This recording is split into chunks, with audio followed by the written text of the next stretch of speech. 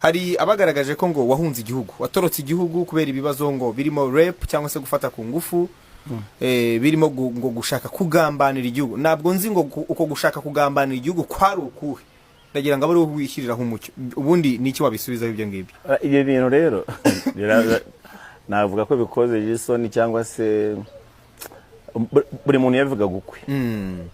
Buri muntu yabivuga gukwe abishaka. Icyongeyeho na buri muntu ubu tuvugana afite amakuru ukwe ye yisangije. So navuga ngo iyo umuntu wabadiritse ntago ushaka kugira ngo uzore akabuze. Yego. Niyo mpamvu mvuga nti kuva muri kiriya gihugu cy'u Rwanda, gihugu cyanjye nkunda cyambyaye, nkasubira muri iki gihugu cya mama aho avuka akaba ari n'umuhimakazi. Kuba nakigezemo ushobora kuba ntaraje mu nzira nziza ariko nkaba narakigezemo. Right. Nigeze kuvugana n'abapastori bamwe bamwe ati Imana arigiye shobora gusanga abapastori ari benshi mu itorero batashaka kurekurana bakundana cyane, ariko Imana ikakuretingaho akantu ka komba sauvage, noneho bakagera gute bagatandukana bagashwana bagacyaho ndagaje kugira ngo ku murenge w'Indera hagiye irindi torero inyuma hirya iriya, na hano cya Rusheshe nayo hagiyeyo itorero na Nyarunazi na hose bakora umurimo kandi w'Imana, bongire bahuriye mu biterane bikomeye bavuga izina rya Yesu umurimo ukore. So kuva mu gihugu ngera ahangaha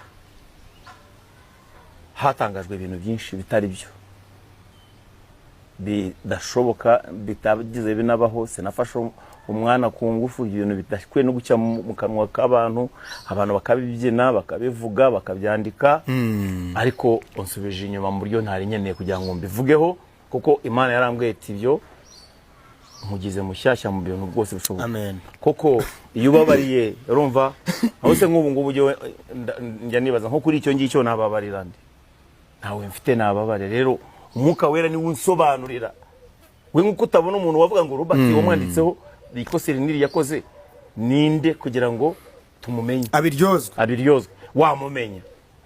Uziko jewe nageze namaze nyimara kumva subijwe imbaraga mu gakiza, maze kugenderwa ngize ububyutse, naje gushaka umwanzi wanjye nkamubura, nkavuga ha mu Rwanda hose aduyi wanjye ninde unyango tanyifurize neza, ninde umparasi, ninde ugejeje muri ubu buhunzi. Ndiyaniye kwisema kwa Pastor Tom Mugerwa mutonurwe Christian Fellowship, ndabitekereza numva ndashakisha mu basiyozi, nshakira mu commanders, shambasi DS ba akosi, kwenda ngera kuri President Sanga nta muntu numwe, kuko namaze kugera kwisobanukirwa.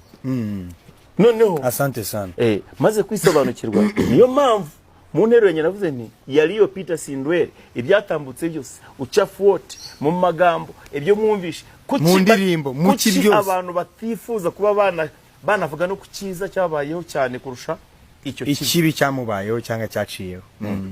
Nibyo bintu njya mbwira abantu,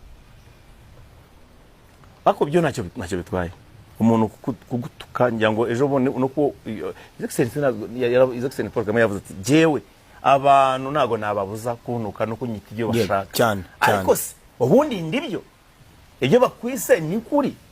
Urakoze cyane. Nibyo rero urakoze cyane. Jewe nkeka ko abadukurikiye murasobanukiwe, abagiye muri commentaire mukandika ngo ikigarasha, ngo turi ibigarasha,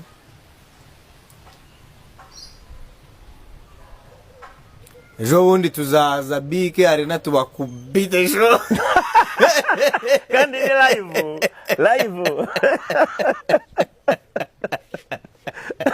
Bow! Tuzaza muri stade Amahoro ejo bundi tuzaza ngisanzure tubakubite. Rwanda itajengwa na ni vijana, Rwanda itajengwa na sisi wenyewe, Mutara itajengwa na ni vijana, Rwanda itajengwa na sisi wenyewe, na sisi wenyewe, iye, na sisi wenyewe, iye, na sisi wenyewe, iye, na sisi wenyewe, iye. Yeah, Kigali itajengwa na nani vijana? Kigali itajengwa na sisi wenyewe. Gasabo itajengwa na nani vijana? Gasabo itajengwa na sisi wenyewe. Narujenje itajengwa na nani vijana? Narujenje itajengwa na sisi wenyewe. Na sisi wenyewe, yeah. Na sisi wenyewe, yeah. Na sisi wenyewe, yeah. Na sisi wenyewe, yeah.